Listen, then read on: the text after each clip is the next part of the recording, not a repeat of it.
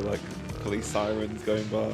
Police sirens might be fire sirens. But Okay, yeah. police sirens. Yeah, okay. God. No, not joke about that. Yeah, I mean, it's funny. I've seen like there have been loads of different reactions for the listener. It feels like welcome back to doing the show because we banked a few episodes and we had a bit of a break. Yeah, Happy New Year, Dan. Happy New Year, everybody. Happy New Year. I'm currently recording this from the belly of the beast, the other beast from the United States, from America. It's the first time I've ever recorded. Yeah. Transcontinentally. In country. Transcontinental podcasting. I had to lay the wire across the Atlantic to get the podcast connection. But yeah, for the listener, we're recording this now pretty much up to date. It's Wednesday. This is going to come out on Friday. Loads of fucking wildfires out here. I'm back visiting family. My family is from like southern / like central California. At least that's where everybody lives now. And a lot of fires. Not a great time to be back. But what are you gonna do? It is what it is. The front page of like the newspapers over here, and even like international newspapers, is just like massive wildfire in Los Angeles, series of massive wildfires, and then it's just a load of stupid shit that Trump said, and it's just like, I'm back home. It's just like, oh god, I'm just being like smacked in the face with America. It's just like climate collapse and Twitter wars. Is that what exactly? Yeah, and invading Greenland. That's as if I needed Trump versus MAGA. Yeah, exactly. Musk versus MAGA. Yeah. Oh my god, I saw my first Cybertruck in the wild when I was driving from the airport to my parents' place. I was just like, oh my god, this fucking place. What are you gonna do? They look much stupider in person. You need to get out of there. I do. Yeah, I need to get out of there. What are you gonna do? Anyways, wildfires aside, it's a new year. It's a new us. And so what are we doing, Dan? We're gone full circle and we're reading Social Democracy again. Yeah, of course. Yeah, we just had to stop reading Left Communism. It was driving us into a deep, dark place that we were never going to pull ourselves out of. So instead, we had to like return to that warm embrace of the optimistic high watermark of the socialist movement. And I love returning to this every time we do it. I'm sure we say this every time. I say this every time we read something that's like from this era, i.e., like the beginning of the 20th century. It's just really enlivening to see these debates taking place in the historical circumstances where these are real live political concerns. In some ways, it's depressing the way that like these social democratic writers speak, because from this standpoint over 100 years later, it's like how far we've fallen from that point, but like at the same time, it's for me anyway, it really jolts me out of any of the sort of like 21st century sectarian perspectives on discussions around socialism or communism or whatever. When you put political theories like this in a sort of live, real political context, they sort of carry a weight and a significance that is missing nowadays, I guess. Yeah, it's just like what we read, really. We should, yeah, right. They all know, You read the podcast title. We're finally doing Reform or Revolution, and it was funny because we've read Luxemburg for the show before, and I think just in my head I'd assumed this is the one that we read. It's just because I just forgot. But no, we did the Mass Strike, and now we're doing Reform or Revolution.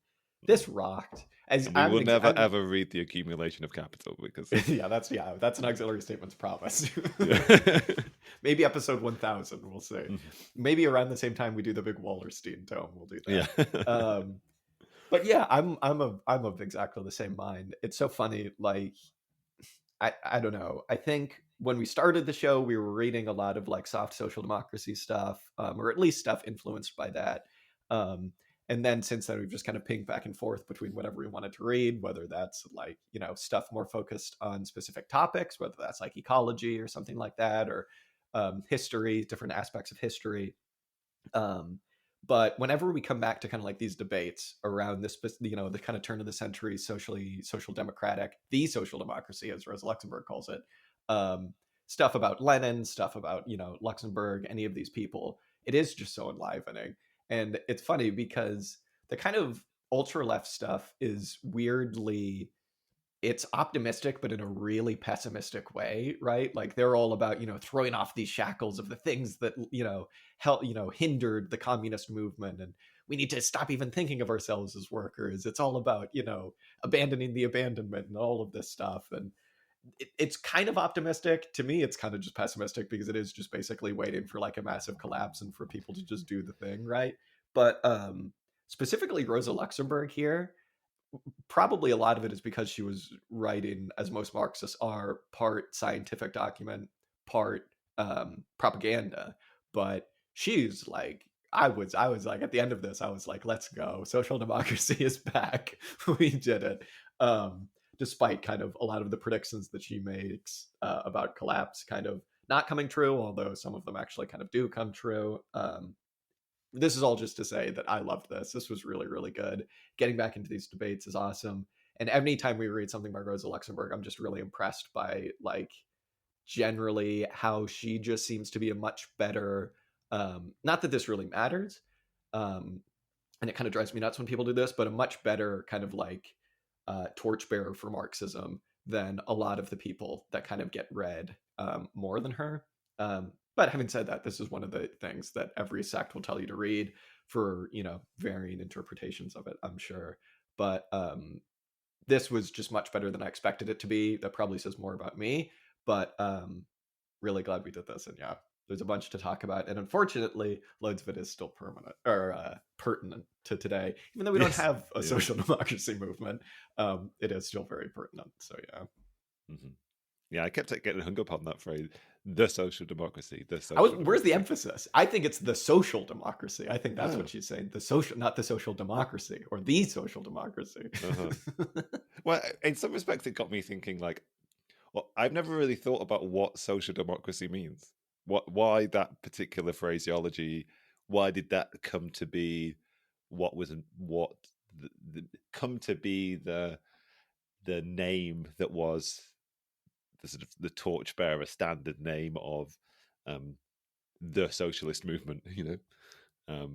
But I suppose, I mean, this might be a stupid realization to come to, and everybody's just like, yeah, of course. But like, I've never really thought about like social democracy in sort of contradistinction or opposition to like political democracy. You know, like it's the party of the social revolution, I guess. Yeah. Or the social democratic revolution, I suppose. Yeah, so much. And in which respect, I suddenly like lament the corrupting of that title, I guess, which I've never done before. I've never sort of regretted that socialists lost the use of the phrase social democracy, but now I do, I guess. Now I do. Well, I think this is also just like the tail end of an era, right, where revolutions were so possible, whether they were bourgeois or proletarian, right? And I think that so many times, probably in the like 19th century, the word revolution got corrupted to just mean now we have a constitutional monarchy or like something very bourgeois, right? Or now we have like a differing form of a bourgeois democracy. Now we have a constitution, right? Now we have a nation, things like that. Whereas the social democracy, yeah, it's probably putting the emphasis on social, the social question, right? This is a question about the social revolution, not just the political revolution, as kind of defined by different bourgeois theorists. And I suppose it gets away from, it also sort of speaks to that era where, for one thing, the idea of a political party meant something different. And we were on the cusp of that, right? The transition from the political party being just simply a social force to being a sort of formal democratic political party taking part in bourgeois elections or whatever. And in a similar way, I guess, like the social democracy puts the emphasis on a social movement rather than a particular like big P political party kind of thing. Yeah, and it's interesting. I'm glad you brought that up because throughout a lot, like this whole text, Luxemburg, she doesn't really say why she's doing this, but in a lot of this, and again, this could just be a translation thing, and maybe I'm just picking up on like something that isn't super important. But she makes the point to kind of be like, whenever she talks about the party, she always says the party as currently theorized, the party as we currently understand it, which I thought was really interesting. Maybe it's maybe it's just my translation or something, but it was really interesting. It was like you could tell that she was really attempting to make an effort to tie the form of the party to the current form of social struggle. I just thought that was really interesting. I was like, well, that's not really something we do anymore. It's just supposed to be one thing, right? I mean, given that I mean, this is really jumping a long way down the episode, I guess now, but given that so much of her critique of Bernstein is centered on the idea that he's sort of like forgetting the idea of historical evolution, sort of the social dynamics and the transformation of society in an ongoing dialectical process, and is focusing or imagining a real sort of stagnating of a political system, she might be there trying to keep live in her argumentation this idea of like change and dynamism, and like not getting too fixated on present appearances being mistaken for a universal form of a thing. I guess it's getting a bit abstract. Yeah. Well, no, I think you're right. I mean, the whole point of this, right, is to be like, we are materialists. We are following the natural development of capitalism, not what we want it to be. But again, this okay. So I think maybe we should actually just kind of try and introduce this properly, because this gets into like a lot of her main critiques of Bernstein. This Reform or Revolution is 2 essays that she published in response to a series of articles that Bernstein published that seemed to represent a new, quote unquote, theoretical ideology of a current that was appearing in the German SPD. German SPD, obviously, like one of, if not the biggest, social democratic movements in history. Certainly one of the most powerful ones. Kind of the model for a lot of modern neo-Kautskyist, neo-Babelist kind of, theorizing of what a modern social democracy would look like. And I had a copy of this that had an introduction by somebody named Mary Alice Waters, and she just gives a few page introduction to kind of, this kind of theoretical upheaval that was going on in the SPD at the time of Rosa Luxemburg writing this. And she kind of makes the point that Bernstein in these articles didn't represent a kind of like radical break with German social democracy. She isn't kind of trying to make any kind of like ultra left point or anything like that about like, this is just the classic nature of the party form or something like that. This is just what happens. But he certainly represented a current that already existed within the theoretical underpinning of the SPD, whether or not anybody liked to admit it. So the kind of like historical background for this is that a series of the SPD had always had this thing, which was not a penny for the system, something like that. There's like a translation that was like a slogan that was that they would never vote for funding a capitalist government. And they stuck to that pretty much their entire existence up until around the like 1890s and the beginning of the turn of the century, where a series of like delegates from the South, specifically like Bavaria, which it's always Bavaria, that's all I'm saying, just basically started questioning that and started saying, hey, we hold so much power now that actually if we were to get involved in negotiating government funding deals for Bavaria, for Baden, for something like that, we would actually hold a huge amount of sway. So actually maybe we should consider, hey, maybe we should question this idea of not one penny for the system and being radically in opposition to the capitalist state. Maybe there's something a little bit more that we can do in terms of political maneuvering. And that had kind of been going on, that had started as early as like 10, 15 years before Bernstein was actually beginning to publish these essays, where he really created this idea that we know now as revisionism, right? This idea of kind of, well, maybe a social democracy and Marxism doesn't actually need to be revolutionary as such. Maybe we can actually start to reconsider the role of the party as something that constantly stands in opposition to the capitalist state. Maybe we can make things better for the workers by actually working with the capitalist state. And the last thing that I'll say on that is just that in this introduction, what's her name, Mary Alice Waters, kind of ends it by quoting by this little paragraph that I'll read, where she says, "At the party congresses of 1901 and 1903, and at the International Congress of 1904, resolutions condemning the theoretical basis of revisionism were adopted. However, Bernstein, Volmar, and the other proponents of revisionism remained securely within the SPD, and to the extent of which the defeat of revisionism remained a hollow victory, even at that early date, was indicated by the fact that Bernstein, who had not altered his views, himself voted for the resolutions condemning revisionism. As Ignaz Auer, SPD secretary, wrote to Bernstein in 1899, 'My dear Ed, one does not formally make a decision to do the things you suggest. One does not say such things. One simply does them.'" So again, Rosa Luxemburg here in these two articles that she published that we now know as Reform or Revolution is really becoming one of the first people to come out against this theoretical strain that had been popping up in the SPD amongst Kautsky, amongst all of its kind of biggest people, Bernstein, Auer, all of these guys. And she's really coming out against it and really defending a kind of revolutionary Marxism and defending Marxism as such. But I just love that. It's just like, we like to think of Bernstein as the arch revisionist, and the SPD would never do this. And it's like, here you have the secretary being like, dude, don't say these things, just fucking do them. It's just like, I don't know what that says, but it says something. It's being too honest and genuine in his yeah, exactly. I'm really grateful for that, for your putting it in that perspective, because I hadn't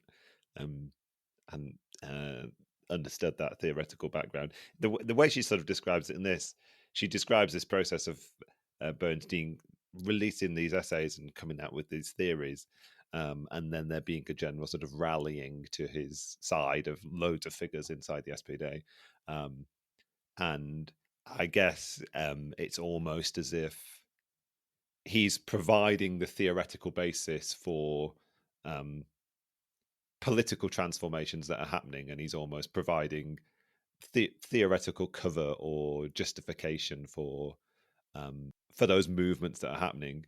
I wonder then whether you come away with the idea that really what's happening is, as the SPD is sort of institutionalized, they're sort of getting closer to power. They're, as you described, they're realizing they could intervene in formal bourgeois politics in a way that the SPD has sort of institutionally resisted in the past.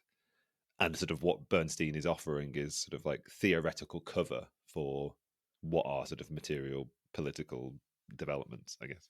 Yeah. And I guess Luxemburg's critique in this book is just to point out how poor that theorizing potentially is, kind of thing.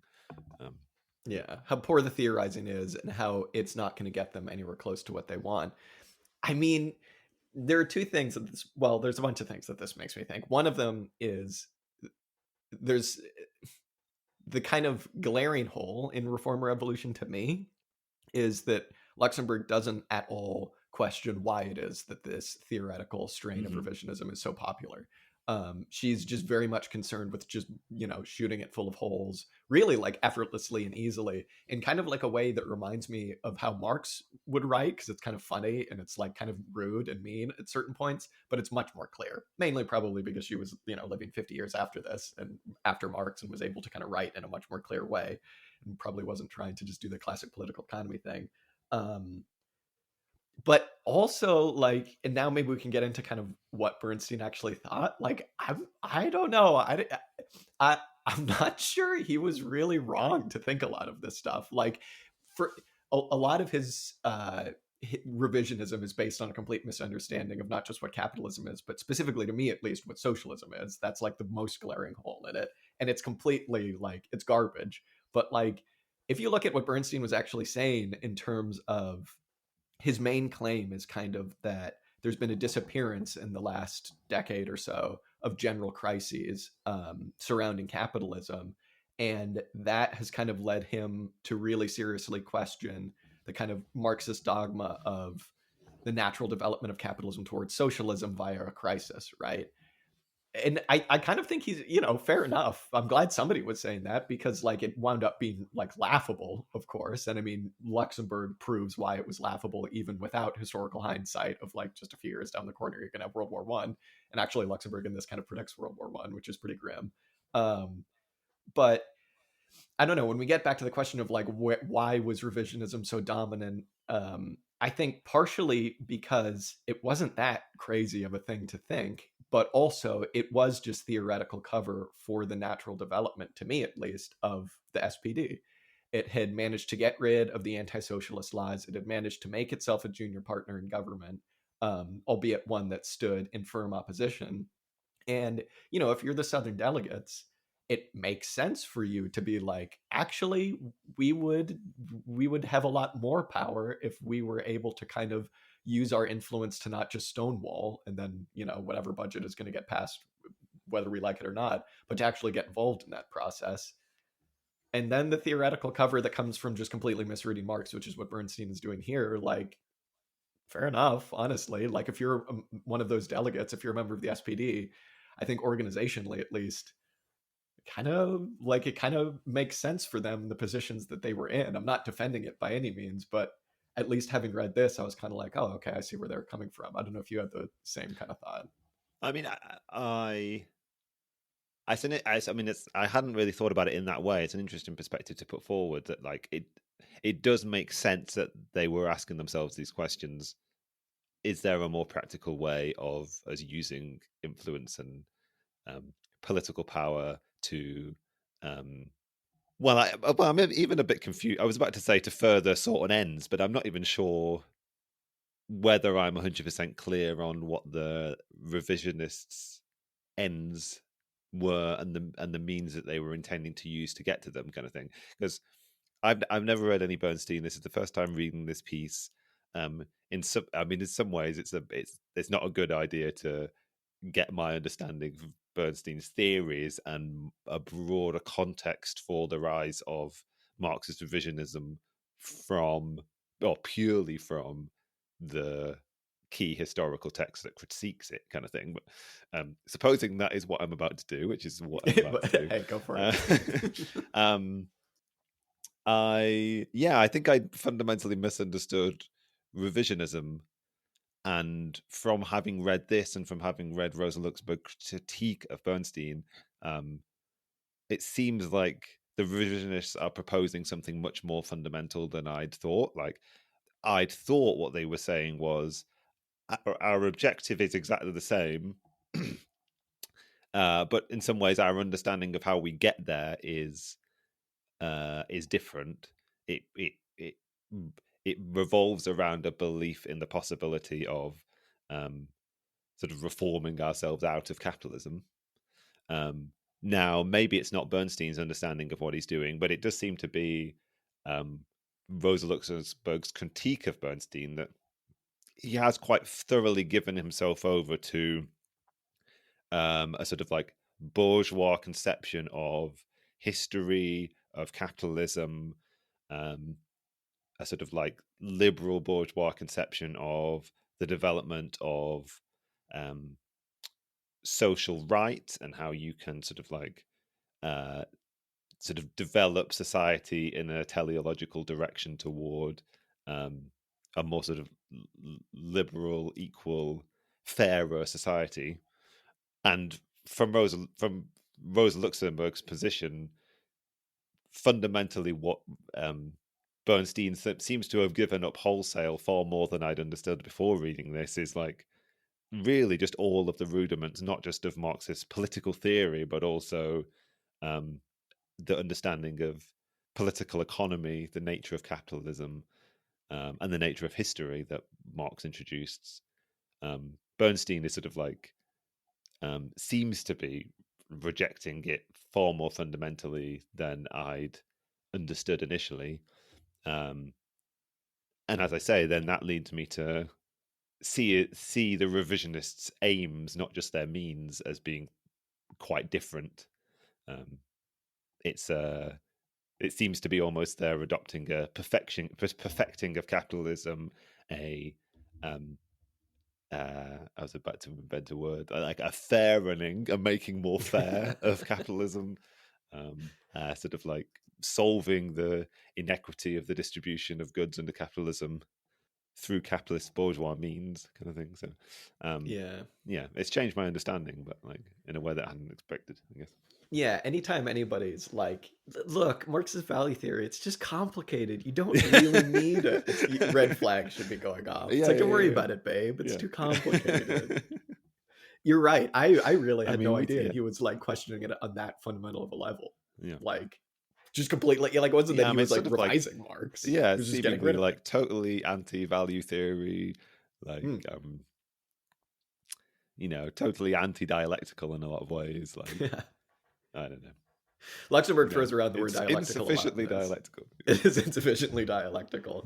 And it's funny. I think you're absolutely right to really question the means and aims stuff because, you know, Bernstein, if he's famous for one thing, he's famous for the quote, something along the lines of the end goal is nothing, the means is everything, right? The process of getting to this goal is everything, but the goal means nothing. And that just totally represents what Luxemburg very rightfully shows to be the kind of petty bourgeois nature of the leadership of the SPD and maybe of like most of the political machine of the SPD. I mean, obviously, we should probably maybe eventually read something about kind of, you know, the lead up to the German Revolution, which we did a while ago, but specifically about what happened to the SPD then, because that would answer a lot of this. But yeah, you're right. I think that it's pretty clear that what Bernstein is trying to give cover for is just making things better and under capitalism, and he is really trying to just throw the question of socialism out the window. Luxemburg is mainly concerned here with showing that he has a fundamental misunderstanding of capitalism and the development of up until that point of capitalism. But I think what's also worth noting is that his conception of socialism either A, doesn't exist, or B, it is just an engoodening of capitalism. It's when more money goes to the workers, it's when trade unions are stronger, and it's like maybe some kind of general cartel thing, although he doesn't really seem to expand on that much at all. It's just kind of these vagaries around, look, things are unfair, but we can make them more fair. Just vote for us. And in the face of like, you know, fair enough for Germany, not really fair enough, but like in the face of what was going on in the imperialist like periphery, it's just like the most psychotic thing you could ever possibly imagine. That it's just like, look, we're almost there. We're almost to socialism. Things are fine. But yeah, he really does wind up questioning not just, you know, how capitalism is developing, but what it actually means to get socialism. And a lot of this I can't help but think of in kind of like more like management systems theory kind of aspects, where it's like what Beer would talk about is just bureaucratic ossification. Like the goal, you know, if the function of a system is what it does, a lot of these people were just interested in keeping their jobs. And I mean, you know, this is a criticism of the SPD that's come up loads, and a criticism of just kind of party machines and systems in general. But it's like at a certain point, you kind of got to wonder why Bernstein was trying to give theoretical cover to a lot of this stuff.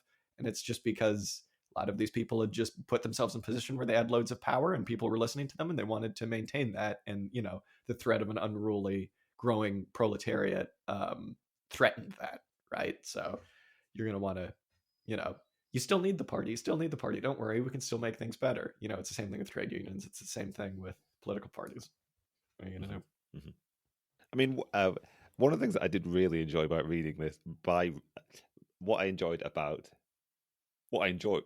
of the things that I enjoyed reading this, makes sense. One of the reasons why, one of the aspects of this that I enjoyed, one of the good things about this essay, the social democracy, the social democracy, the words. She does provide like a really excellent description, let alone just an advocacy, but just like a general description of just the rudiments of Marxist political strategy derived from a Marxist understanding of economics and history, which fundamental, I mean, maybe one of the fundamental political differences in this is that for Luxemburg, the sort of like activity of the Social Democratic Party is almost exclusively a process of enabling and clearing the way for the proletariat as a conscious political force to seize political power. And it's that kind of like that seizure of power by a class whose role is to overthrow the fundamental economic social relations of capitalism. It's sort of that sort of Marxist commitment that Rosa Luxemburg is sort of holding strong to, and sort of Bernstein is denying. There is I guess there's always a strange, always feels like a strange tension or contradiction on the side of the sort of like more radical social democrats, where, and I guess in some ways it's the political strategy that you were just describing the revisionists as criticizing, right? Like, here we are building a mass political party with huge power. We are willing to commit ourselves, at least in principle, to voting for certain political reforms if they're going to bring about sort of like the general improvement of the conditions of the working class.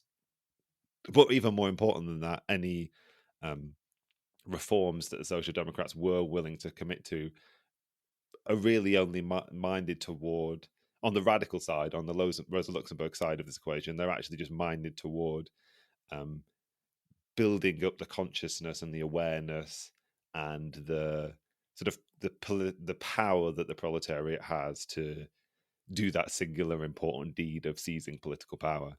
And at a certain point, when your political party gets big enough, I guess that does become quite a stark contradiction. I don't know whether I'm being clear now. That sort of contradiction between like, are we really just engaging in bourgeois politics purely to enable this other form of like political consciousness to emerge? Or I guess what I'm saying is I do have some sympathy for the reformists sort of questioning that political strategy.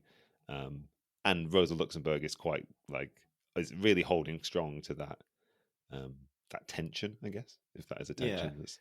It's a lot easier to just be like, look, we have political power now, let's use it, as opposed to like, we have political power, what does it actually mean to like pave the way for the proletariat?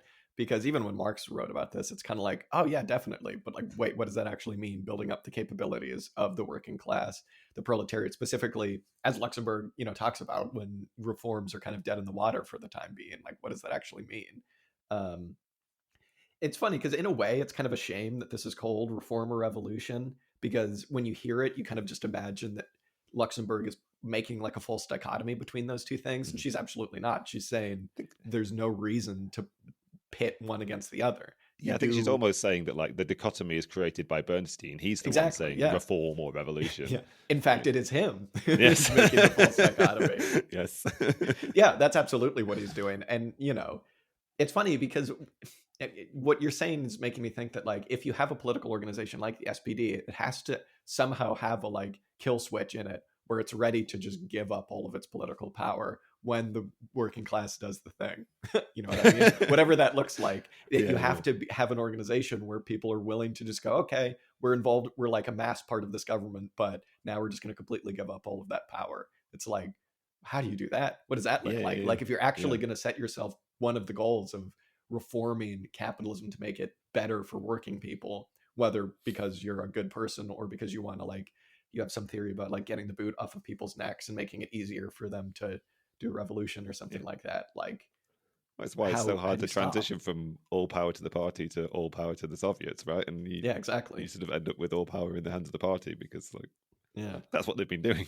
Yeah, exactly. Well, the parties are the ones with the guns, and the parties can just be like, hey, It's interesting. And I mean, Luxemburg is completely right, though, to be like, all you have to know about Bernstein is his quote about the end goal is nothing, because she's like, literally the only thing that differentiates the social democracy from bourgeois democracy is the end goal. She's like, for fuck's sake, like, if you don't care about socialism, then you're just petty bourgeois pearl clutching at the horrors of capitalism without actually wanting to do anything about it, right?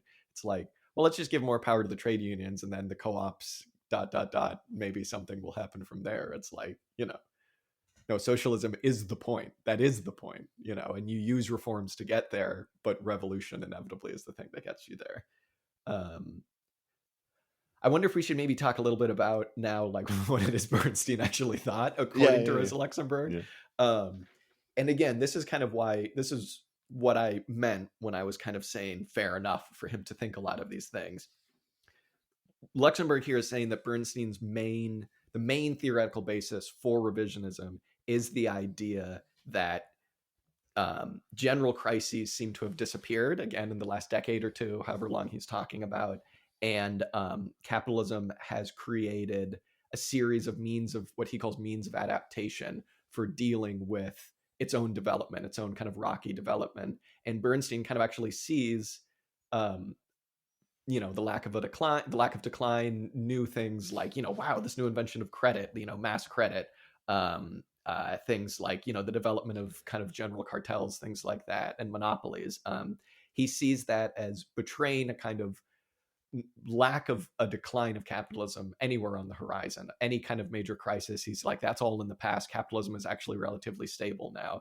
And the reason this is so important is because Luxemburg and a lot of like Marxists up until this point assumed that you would get a revolution through a collapse.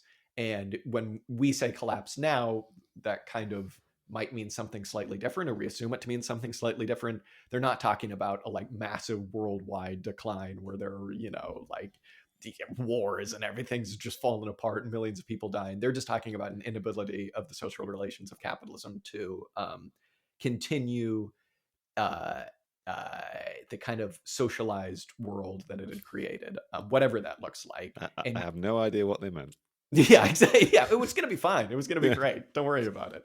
But Bernstein is rightfully, I think, a little bit wary of this idea of we're going to get a revolution. That's going to be the thing that gets us to socialism, and it's going to come about by way of a collapse, whatever that collapse looks like. I think, that's completely fair to question that and to want to have a more like not rocky road to socialism. But the thing that's kind of not necessarily what he's saying. What he's saying is that there's no prospect for a mass revolution like that anywhere on the horizon because there's no crisis on the horizon. And what Rosa Luxemburg is trying to say is, well, if there's no, her point of view is if there's no general crisis baked into capitalism by its own, in laws, its own social relations, if it can't fall apart on its own, then there's no point of being a materialist, and there's no point of believing that socialism will come about unless you're a Blanquist, right? There is no objective necessity for socialism. Exactly. Yeah, it would just fall back on moralism, and your political strategy would be something like Blanquism, right? And so she's really trying to rescue this idea of the objective necessity of socialism, which winds up being a kind of, defending of the inability of capitalism to continue for much longer. And, I think we spoke a little bit about this with Viv when we talked about Marxism as revolutionary science. I don't think that's necessarily like a scientific thing for Bernstein to do, to look around and be like, actually, capitalism seems to be doing pretty well. His understanding of what it means for capitalism to be doing well, as we'll talk about here in a second, is completely flawed. And Luxemburg shoots it full of holes in like 5 seconds and shows actually capitalism is not doing well. And they get World War I within like, less than a decade after this is published. But, it's a take. That's what I'm saying. It's not a correct take, but it's a take. Yeah. It's not as wrong as like, everybody immediately likes to be like Bernstein was an idiot. It's like Bernstein was an idiot, but like, I don't know. It's I see what he was saying, I guess is all I'm saying. Yeah, he's surveying the situation as he sees it, and he's providing a theoretical schema to explain it. Now, I mean, Rosa Luxemburg's critique of him doesn't fall back. Impartially, it falls back on his historical perspective. Look how wrong he was, kind of thing. Because like she does talk about him writing this in 1898 or 1899 or whatever, and him saying, "Okay, crisis is over." Gordon Brown, we've ended the boom and bust or whatever, and then there's immediately a crisis in 1900. So she is doing the portion of that sort of like historical, sort of like historical hindsight. But also there is like a theoretical basis to her criticism, right? Like she does go through the things that Bernstein is proposing as being, what do they call them? Sort of adaptations to capitalism, which have allowed it to move beyond or to escape its like crisis tendencies or its like breakdown tendencies or its tendency toward often in this they just call it that. She just calls it like the anarchy of capitalism or the anarchy of capitalist production or whatever. I think you said some of them, like the credit system for Bernstein allows for like a sort of like stabilizing of finance, so that there aren't these like big, so that production can be like better regulated, and organized, and like that sort of like classic early 20th century social democratic fixation on like the what do they call it, like the general cartel, the cartelization, like the growth of also the agglomeration of capitalist enterprises into sort of like bigger and bigger units kind of thing. And sort of like he's proposing these as sort of stabilizing factors, and she is sort of like analytically looking at them from a sort of theoretical perspective and saying, well, no, actually, like credit leads to crisis tendencies in these ways. And sort of like, I mean, it was quite interesting, her critique of the idea of the cartel, because what's nice about this is like she makes quite frequent a reference to like the Marx's idea of the tendential fall in the rate of profit as being sort of like an underlying crisis tendency in capitalism. And she's saying rather than cartels like organizing production in a better, more rational way, all they're really doing is like hoovering up profits and protecting the rate of profit of certain enterprises at the expense of other capitalist enterprises. I don't know whether I'm explaining that very well, but suffice to say, like she uses both historical and theoretical means to try and show that Bernstein is incorrect in his assertion that capitalism has overcome crisis, kind of thing. I mean, it does also it brings up a broader question of sort of like Marxism's relationship to the specter of crisis all the way through like like the existence of Marxism, you know, like you can in any boom cycle you can be the naysaying Marxist. Oh no, like crisis will come. You just like, and imagine being a Marxist in the 90s and just be like, you know, the tendential fall in the rate of profit is still a thing, and you know, like, and of course it happens, but like, you know, do we ever reach the final breakdown? Who knows? I don't know. Yeah, it's a bigger topic beyond the scope of this discussion, I guess. But I mean, but it is kind of like, I don't know, I was reminded a lot of Grossman and stuff when I was reading this, because it's not like she ever makes the point that there is going to be a final breakdown. And in fact, when she kind of reaches the end of the second essay and she talks about like the political implications of what she's saying, she basically talks about a series of failed revolutions as being necessary, which is kind of grimly ironic, you know, when we know about like what wound up happening to Rosa Luxemburg. But yeah, imagine, it's so I mean, reading this now, like you say, there's a lot of historical hindsight. Rosa Luxemburg had a historical hindsight of like 5 years. We have the historical hindsight of like 100 years. And it's just like, man, the idea that like people are like, don't worry, credit will save capitalism. It's just like, yes, that stable thing that we all know and love. Yeah, but you could read, but like you could read this in 1900 and side with Bernstein, and then you could read this in 1920 and side with or 29 or something and side with Luxemburg, and then you could read this in 1948 and side with Bernstein again, and then you could read this in 1973 and then 1992 or whatever. It's just like... And now we have Amazon and Walmart, and people are like, cartels again. Now we're talking about cartels. People publish the People's Republic of Walmart. Now everybody's back to that. Yeah, it's funny. I mean, you're right. The credit stuff, you can see what he's saying, because it's actually kind of pretty petty bourgeois, because he's kind of on one hand saying like, well, you know, credit, it actually allows for a series of smaller capitalists to be relevant still in the market because they're able to get means of investment that they wouldn't otherwise have. But then on the other hand, he's also defending cartels by being like,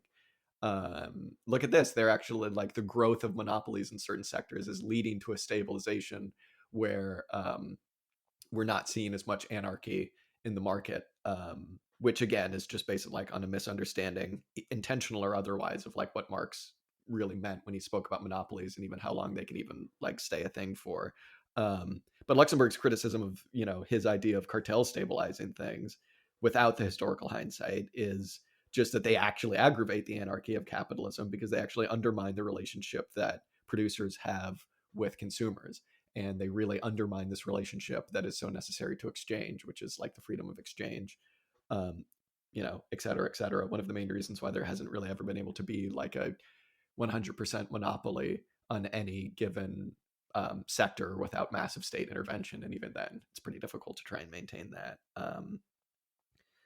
So then Bernstein basically goes on to talk about how what he sees as the vehicles for socialism. And this basically comes down to, the political party, obviously the SPD, but then also just like unions and co-ops.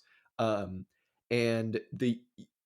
I was really, really surprised by the skill with which Luxemburg takes these ideas down. And it seemed really, really prescient and really mature for its time, her criticism of unions and co-ops. The ideas that Bernstein has around unions are basically ones that you still hear, which is just that, unions will eventually be able to assert more and more control over production, which Bernstein falsely equates to workers' control over production. And then eventually there's this magic moment where the capitalists have just voluntarily, kind of supposedly, given up control over production. And then the unions are so strong that now you have socialism. Again, there's a lot of ... question mark. Now you have socialism. What is socialism? Don't worry about it. But Luxemburg, it's just like a fairer distribution of the profits. He thinks it is. Like, that's sufficient to have socialism, right? Or just the trade unions will solve the distribution problem, or they'll abolish profit in a de facto manner by negotiating up the workers' share of the proceeds of production, I guess. Yeah, and you still hear, but it's all a question of distribution, and none of it. Exactly, there is no focus on the social conditions of production. Yeah, it's like reading Engels's book on the condition of the working class in England and going, "Wow, this really sucks. We should make these people richer," as opposed to what it is that Engels is saying, which is about what actually gives rise to these conditions and how it's a specific phase of the development of capitalism, et cetera, et cetera, et cetera. Mm-hmm. But I wanted to read one bit where she's kind of criticizing his trust in unions, because I kind of felt like this paragraph you could just slop into endnotes and it would make it's very sense. Brenner, isn't it? It is. It really is. I've forgotten what Brenner's phrase is, but it's very reminiscent of what we've been familiarizing ourselves from various vantage we try points. To get away from the ultra left shit. Yeah. She says, once industrial development has attained its highest possible point and capitalism has entered into its descending phase on the world market, the trade union struggle will become doubly difficult. In the first place, the objective conjuncture of the market will be less favorable to the sellers of labor power because the demand for labor power will increase at a slower rate and labor supply more rapidly than its case at the present. In the second place, the capitalists find themselves, in order to make up for losses suffered on the world market, will make even greater efforts than at present to reduce the part of the total product going to the workers in the form of wages.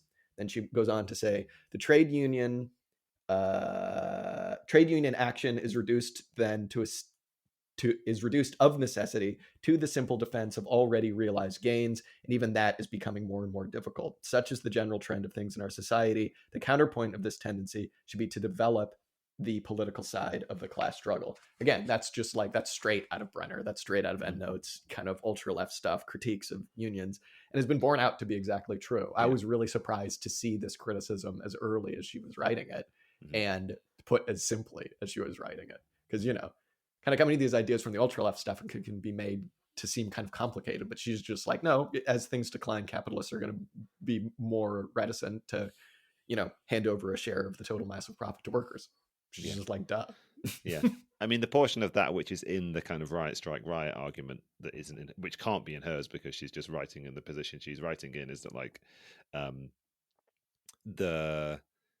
the as she's describing the falling share that the trade unions are able to take back from the capitalists for the workers, because the general economic output is reducing, it also reduces the share that the workers can have. But sort of the next step in that argument is that also then results in the decline of the trade union movement and the sort of the size of the organized working class, which is not what she's anticipating happening. But the statement that therefore you should focus on the political side holds true. I think, you know, like I don't know. It's something I wanted to say to something you were saying before. It's probably not worth throwing this back into the conversation now, but like one of the things existent in this is a sort of like contradiction or dialectic between like how much is economic determinism and how much is political determinism, and like, or maybe that I shouldn't use those phrases, but like how much she's not purely, it's not like Bernstein, like she's accusing Bernstein of like being politically idealist, you know, like he's jettisoned all the material conditions for what makes the transition to socialism necessary, but he's sort of still advocating for socialism purely based on like it being a good idea in people's heads, kind of thing. But it isn't the case that she's then falling on the other side of the equation of saying, no, this is purely economically necessary. But I guess the political side of that speaks to why she's engaged in the political activity of the Social Democrats, right? There is political work to be done in making the socialist revolution, the social revolution possible, I guess. Yeah. Sorry, I've really sidetracked us there. No, I'm glad you brought that up, because it's like, I completely agree with her, and I think she's absolutely right. But then it also just raises the question of what is it that last sentence means about developing the political stride of the struggle? Because in this, you know, she's really writing at a time where the phrase, you know, the dictatorship of the proletariat and the proletariat conquering political power, I think had a lot more wiggle room than it maybe does now. Because now when we imagine the proletariat conquering political power, we kind of just imagine it, for better or for worse, in kind of like a neo-Kautskyist kind of context where it's like you in control of the government. Like she is kind of, I think, being intentionally vague on what that actually means, because nobody actually does know what it means. She brings up the Paris Commune briefly, but she basically says that that's an outlier actually in the history of proletarian revolutions, because the working class had power handed to it. And she's like, that hasn't happened before. You know what I mean? Whereas she's saying you need to kind of like build up political capabilities so that this idea of political control can be undertaken, I guess, so that the proletariat can get political control. But there isn't a whole lot of like, you know, hammering down of what that actually means. Yeah, it reminds me of that sort of Marx quote, which I don't know verbatim, so I'm probably going to butcher, but the idea of like, he probably says men, but like, let's say people, like, they're only going to attempt things that like are politically within their power, you know, like once political options come into their consciousness, they're already in the position to bring them into reality, I guess, kind of thing. And that sort of like, what she's saying is, I think that's like, she's trying to rebut something that she thinks she's saying Bernstein has said, like criticizing the possibility of the proletariat of achieving this political goal, you know, that they'll ever get to this power position, you know. But like, I guess what she's saying is politically the proletariat won't ever attempt socialism, or if it's in a position where it's willing to attempt socialism, it's in the position where it's able to bring it about. Which stands a bit in contradistinction to what you were saying before about her proposing like multiple failed efforts at revolution or whatever. But that just gets us out of the realm of like mechanical teleological history and into the sort of materialist world of politics. You know? Yeah, the world as it actually exists, which sucks. If only we lived in a teleological world.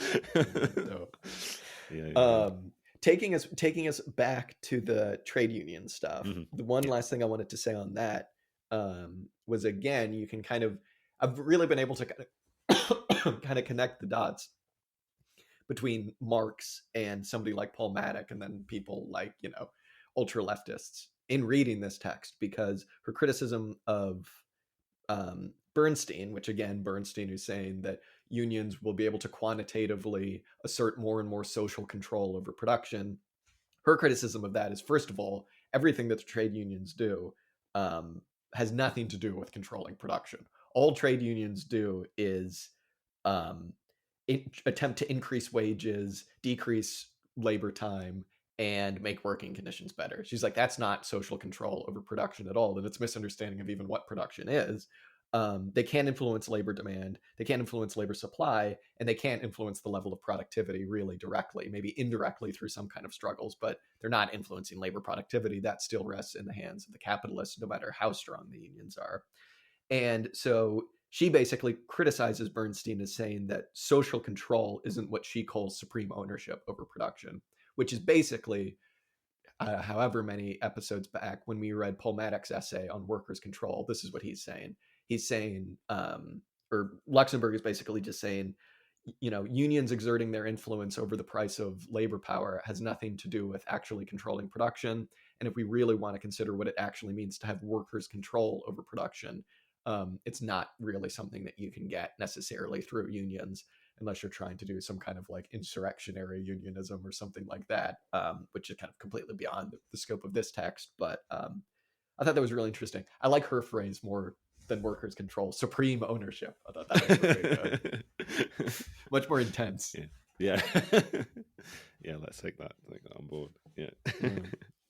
I mean, you mentioned it before, but like, I really equally prescient, I suppose, was her critique of cooperatives. Like Bernstein is touting like cooperatives as a possible vehicle for bringing about like more equitable, just social relations in the economy or whatever, and maybe facilitating a transition to socialism or being the basis for some new, more social way of controlling production. I mean, her critique is the classic one, which is like cooperatives are still capitalist enterprises. They're still relating to one another under conditions of market competition. The members of a cooperative are just going to be forced into the position of disciplining their own labor, like maybe realizing that some of their workers have no place in the enterprise and making them redundant. Like they have to be as responsive to the demands of the market as any capitalist enterprise would be, and effectively end up like exploiting themselves or facilitating their exploitation by the capitalist market more broadly, I guess. Yeah, she comes to that through an interesting way, though, because you're absolutely right. This is like the criticism that you always get from Marxists of cooperatives, which is it's all well and good, but you're still existing within a capitalist market. She basically says co-ops can do exactly what Bernstein is saying. They can, create this like artificial bubble away from capitalist social relations. But in order to do that, they have to completely remove themselves from competition in the capitalist market, which you can only do is limited by the actual consumer co-ops that you have at the other end. So, she doesn't say this, but she's basically saying if you could set up a utopia where you had no contact with the capitalist world, sure, co-ops would lead to socialism. Mm-hmm. But she's saying not only, is there this kind of like quantitative question, but she's also saying like, because they're limited by their connection to consumer co-ops, this is why you only really get co-ops in things like small scale agriculture and like, bougie soaps. Now she doesn't say bougie soaps, but like we have a lot of bougie soap co-ops, bullshit like that, right? She's saying that you can't have wide scale co-ops on the level of like things that aren't necessarily direct to consumer, like, steel or something like that. And even if you did, she's saying that would remove certain like co-op bubbles from the world market and would represent a like massive step backwards in the teleological development of society.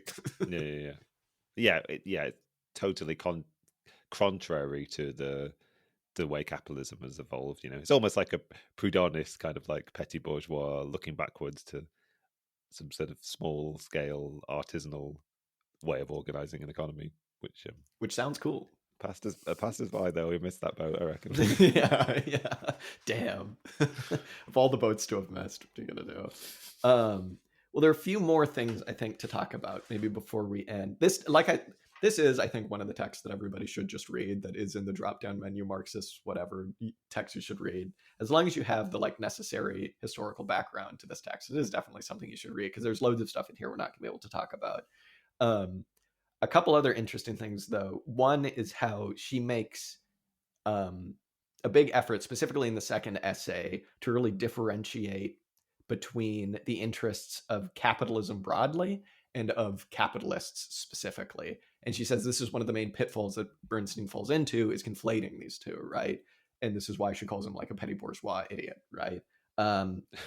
And she, this is one of the reasons you really have to do what Marx's whole point was in historical materialism, was just really situate yourself in a specific phase of capitalist capitalism's development and really understand where you are and what the possibilities are, because certain laws and certain ways of viewing things might be slightly different in your time. And what I mean by that is she gives two examples. She talks about tariffs, and she talks about militarism, right? When she talks about tariffs, she says early on in the development of capitalism, tariffs were actually good and necessary for the development of capitalism. Without tariffs, you wouldn't have the development of large scale industry. But she says now, even though tariffs are in the interests of capitalists, they're not in the interests of capitalism, because it's pitting, China's steel industry versus America's steel industry, something like that. And that's actually a fetter on the development of society. So in this way, you can kind of see how, again, this is her talking about how the capitalist world has built within it its own contradictions that will lead to its own collapse. She's saying this is an example of how capitalist interests no longer represent the interests of the mode of production that they exist within. And the other example is militarism, where she says you don't get a United States without massive war. You don't get a Germany without massive war. You don't get most of the modern nation states without, rallying around large scale wars to create the modern capitalist nation state. But now she's saying, look around. And this is, again, where she's really prescient, because she says, look around, the kind of European tensions that exist within the imperial periphery are spilling out into wars in the periphery, in the colonial periphery, and they're probably going to come back to hunt us, as they did in 8-9 years later, for a massive European worldwide conflagration. Basically, her point there is, once again, the interests of capitalists, which is war and tariffs, no longer represent the interests of capitalism, and that this represents a fetter on, one of the fetters that we point to as Marxists to say capitalism is no longer viable. In a really interesting way, it lends credence to Marx's idea that there is an objective necessity of socialism, and it isn't necessarily just a moral question. That was very good. Mm-hmm. I mean, the one thing that's still in my mind to bring up is what she says about the kind of like what she describes as the non-juridical nature of the I think she's talking about the wage relation, right? I'm not sure I understand this fully, but I'm going to talk about it anyway, because like it's very like similar again to, I mean, maybe we should stop describing her as making like Brennerite arguments, but rather describe Brenner as making Luxemburg as that's probably fair. Arguments, right? But there is she does make an interesting argument about the unique nature of capitalism vis-a-vis other modes of production and the sort of political regimes existent under other modes of production. And she's sort of basically saying that like it's not really possible to challenge on a purely political level the exploitative nature of the wage relation, I guess. The way I'm adapting this with the arguments from Robert Brenner that Brenner makes, that like or maybe it's not just Brenner, right? But like one of the ways to see capitalism as being unique is to say that the mechanism of exploitation has become purely economic and is no longer political. She talks about like and the way Ellen Mixes Wood talks about the social relations of feudalism is sort of to say, well, there are sort of like contractual obligations on both sides of the feudal class relation, and the peasants are able to challenge it predicated on certain contractual or juridical or legal grounds, and the point Luxemburg is making, is that like those like legal grounds for arbitrating the class relationship that existed under feudalism and other modes of production don't exist under capitalism. There isn't like a legal way of challenging the very nature of capitalist social relations, of the relations of production that are predicated on exploitation at the point of production itself. Which I thought was an interesting element to add to this. Yeah, it's almost like she was just saying how easy the bourgeoisie had it in terms of its revolutions, right? Where it's just like it was just a legal thing.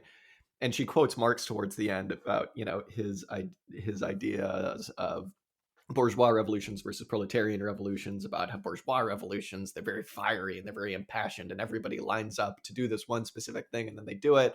And then they kind of, fall in on reaction and they collapse on themselves and whatever, but their goals are done. Whereas proletarian revolutions, Marx just says, are all over the place. They're fucking failing. They're trying one thing that's not working. They're doing this.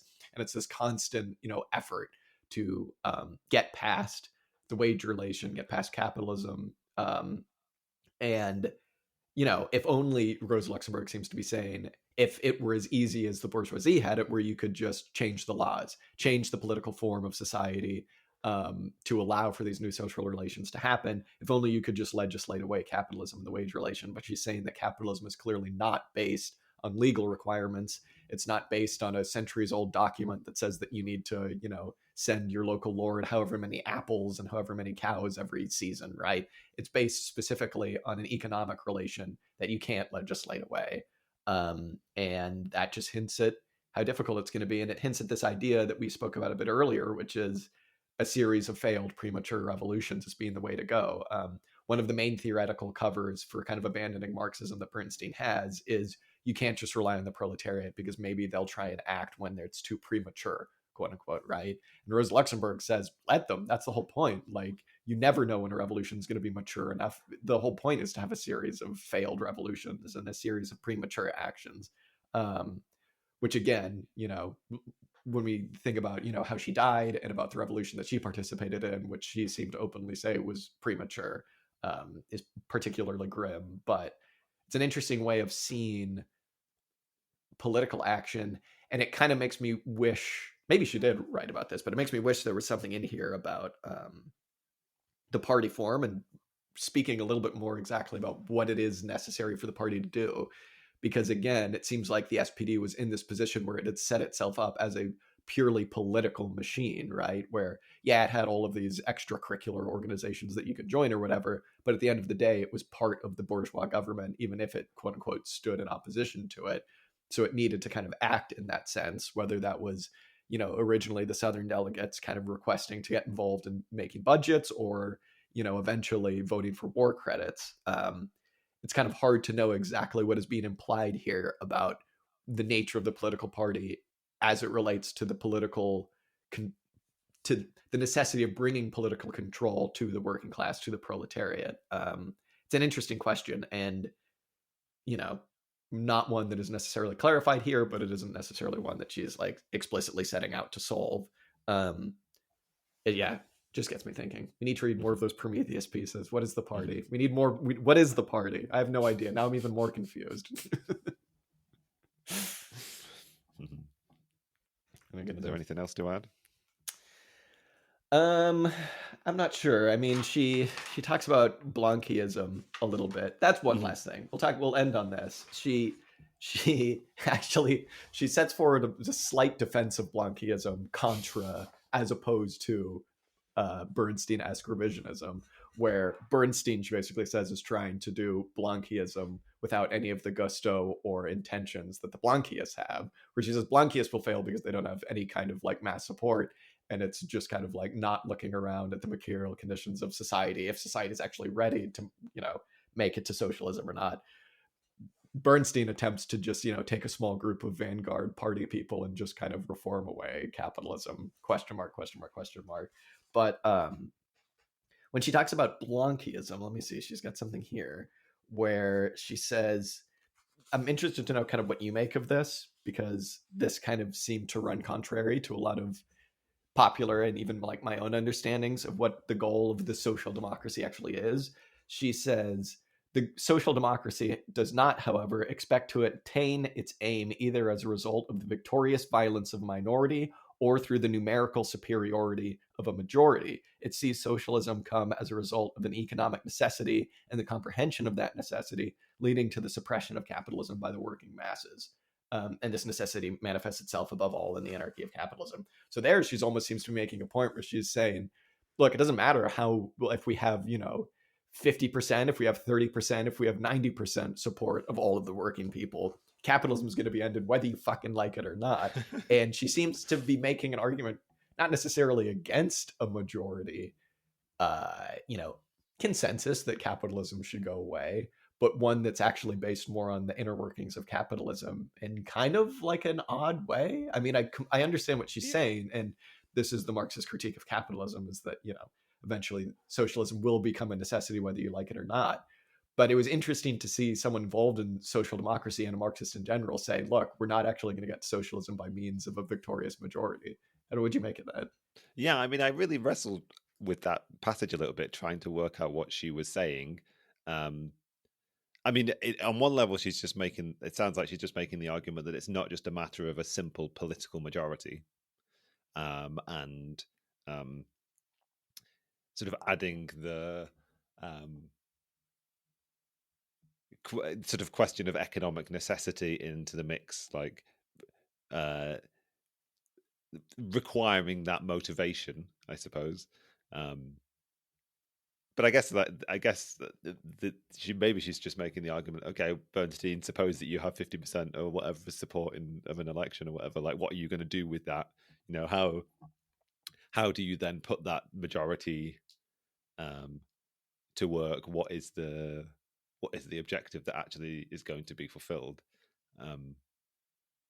I guess the way I'm going to interpret it is simply that there just needs to be a sort of like political motivation behind that, stemming from actual sort of historical materialist understanding of society and where it's at and what the contradictions are, and how that supposed social majority that might come about in support of the Social Democrats, how is it going to act, and what is it going to do, and what principles is it going to be driven by, I guess. It's also just like typical of any Marxist text. You can take any sentence and make it mean anything you want. Yeah. You know what I mean? You can take that as an offensive Blanquism. You know what I mean? Like, I don't know. It's funny. What are you going to do? Mm-hmm. Very, very good. Again, people like to paint Rosa Luxemburg as, a spontaneist or whatever, or, just someone who was, they'd be a bit paternalist about it. And it's like, yeah, it was a shame that she gave her life to the revolution and we respect her because of that, but not too much going on in terms of her like theoretical contributions to Marxism. And it's just like, after reading just the mass strike and Reformer Revolution, it's like she was as I said at the beginning, she was just a much better kind of standard bearer for Marxism than the vast majority of people at that time. And she probably, like most people, just read what she's saying instead of trying to get it from other people. As we've spent the last hour and 15 minutes talking about Bernstein and haven't had any Bernstein in our life. What are you going to do?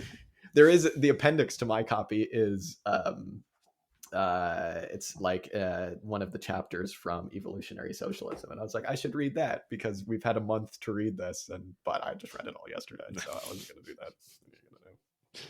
Sorry, maybe Bernstein. Next week. Maybe next week. Yeah, exactly.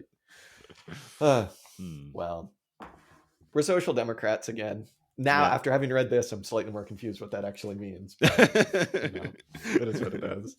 Yes, we may or may not be social democrats, but we are for the social democracy. We're for the social democracy. Or the social democracy. For the social democracy.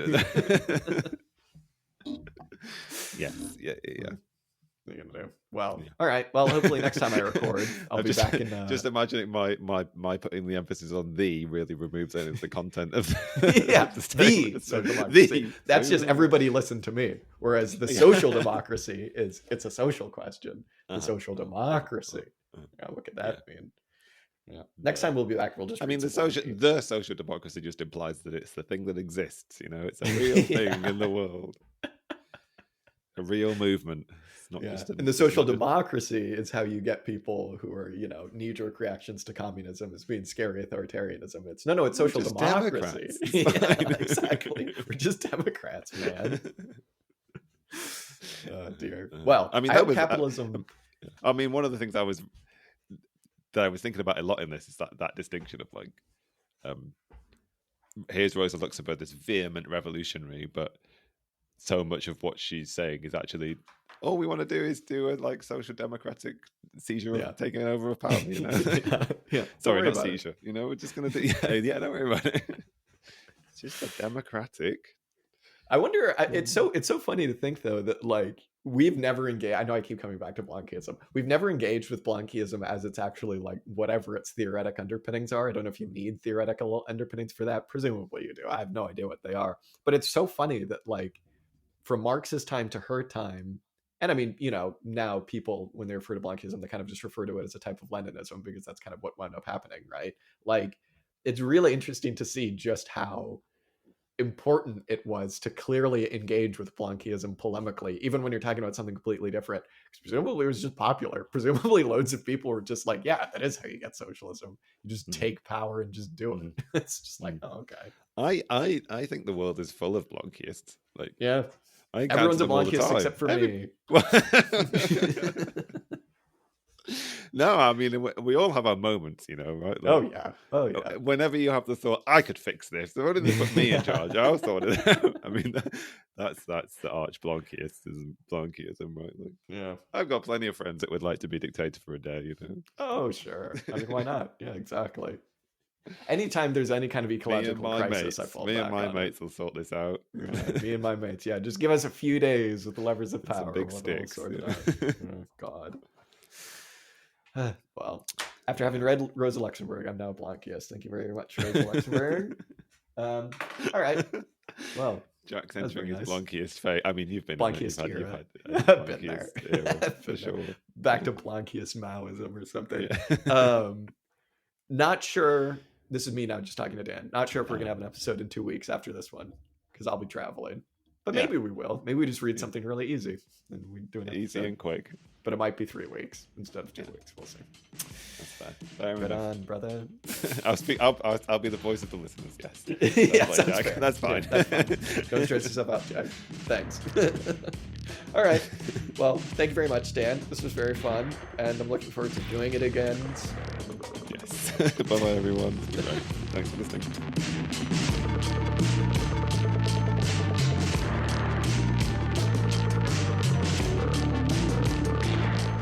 The music you heard this episode was Music to Kill Bad People To by King Gizzard and the Lizard Wizard.